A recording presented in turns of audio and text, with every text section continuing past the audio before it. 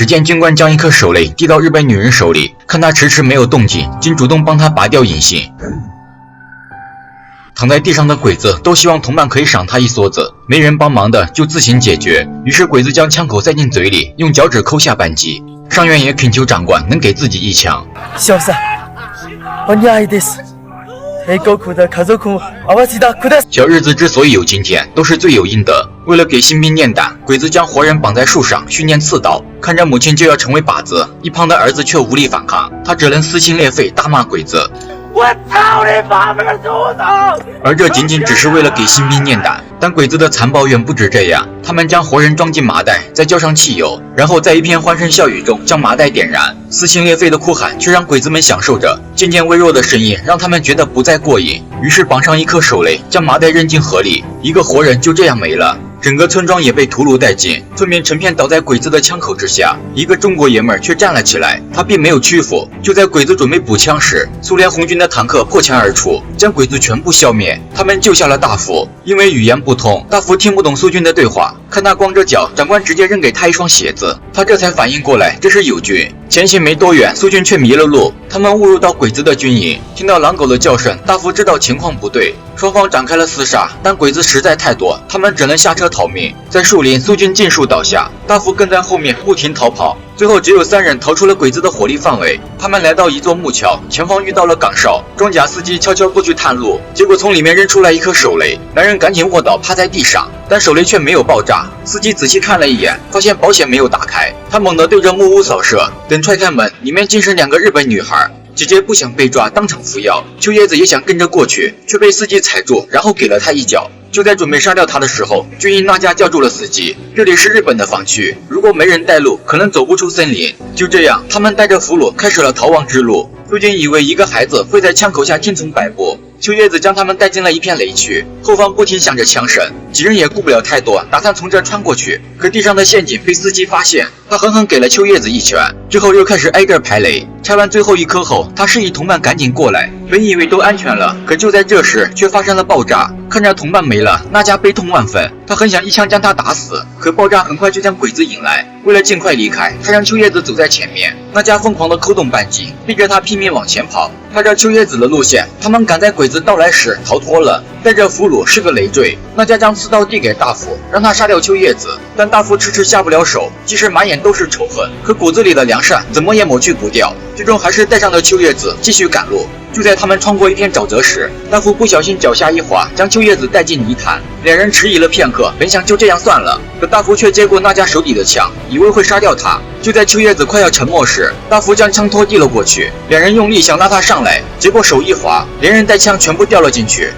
男人想救起这个日本女孩，结果手一滑，连人带枪全部掉了进去。渐渐下沉的秋叶子此时双眼充满了杀意，在最后一刻他果断扣动了扳机。等回过神，这全是大福幻想出来的。他重新握紧枪管，用尽全力将秋叶子救了上来。为了感谢救命之恩，他将自己的米粥递给大福，可他却恶狠狠瞪着秋叶子，直接将饭盒打翻，泪水在眼里不停地打转。国仇家恨他从不敢忘记，而之所以救他，只是因为他是个有良知的中国爷们儿。但秋叶子时刻都想逃跑，趁他们不注意，挣脱手里的绳子往回逃。那家拿起枪，可还是放弃了，因为他的干粮2个人吃，也许可以走出林子，3个人可能谁都没法活着离开。可大福却不想跟着那家，看着他往回走，那家直接端起枪，这是唯一能让他听话的东西。人都走光了，那家也很害怕，因为一个人根本出不了这林子。可没走多久，前方就遇上了山火。大福本想自己逃命，听着秋叶子的呼喊，他又跑过去，带着他一起。眼看顺着风跑不过山火，秋叶子叫住大家，他拿出火柴将周围点燃，大火很快烧出一片空地。几人学着秋叶子抱头趴在地上，等山火过来，因为没有可燃物，也就烧不到他们。最终几人成功获救。就在他们傻笑庆幸自己还活着时，大福突然脸色一变，你这个丫头会说中国话。经历了这次死里逃生，大福没再把秋叶子当成俘虏，于是将捆绑他的绳子割断。从这一刻开始，他们的命运就连在了一起。就在3人讨论该如何走出林子时，却产生了分歧。秋叶子告诉大家往南走才能活命，但那家认为只要一直向北走就能遇上他们的军队。2人听不懂俄语，于是那家调转了树枝的方向。可大福却不相信他，因为只有秋叶子熟悉这片林子。那家见状又端起了枪，但这位中国爷们儿可不是吓大的，他起身径直往南走。虽然那家发了火，但也只能跟着他们。除了赶路，寻找食物是他们每天最重要的工作。那家在采摘蘑菇时迷了路，大夫不想丢下一个女人，于是在这里苦苦等了2天。早上，一只老虎朝他们走来，两人被吓到腿软，秋叶子让他赶紧开枪。大夫根本不会使枪，但又固执的不让秋叶子碰枪。情急之下，他弄开了保险，老虎被吓得落荒而逃，两人这才躲过一劫。巨大的声响也让大家找到了方向。也从这时起，大夫就对这把枪产生了兴趣。没几下他就玩明白了，但好奇有时也会惹出麻烦。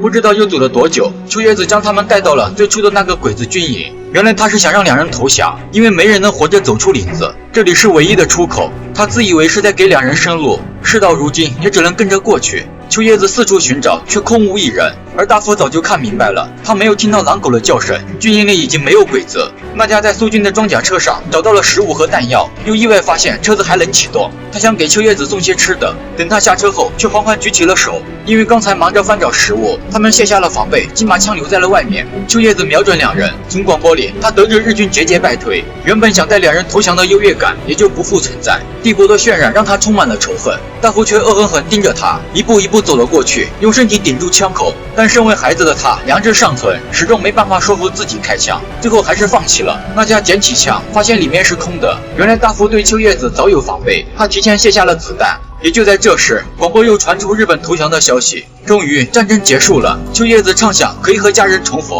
可我和谁重逢去？你们凭什么到我们这来杀人？是啊，就这么过去了。这是整部电影里深深刺痛到我的几句话，让人忍不住落泪、咬牙、跺脚。14年抗战，几千万同胞遇难，哪能就这样轻易说过去了？这沉痛的历史，吾辈又怎敢轻易忘记？秋叶子随口的对不起，将大夫压在心底的怒火彻底点燃。你知道吗？等平静后，不远处传来枪炮声。原来战败的鬼子正在集体自杀，他们还不知道日本已经投降。秋叶子想阻止他们，却被鬼子军官当成敌人，朝他开了一枪。明明已经投降了，鬼子却还要负隅抵抗。愤怒的那家开着装甲车就冲了上去。此时大夫脑子里都是那一个个鲜活的生命，他端起枪将他们全部消灭。战斗结束了，远处的太阳也渐渐变成紫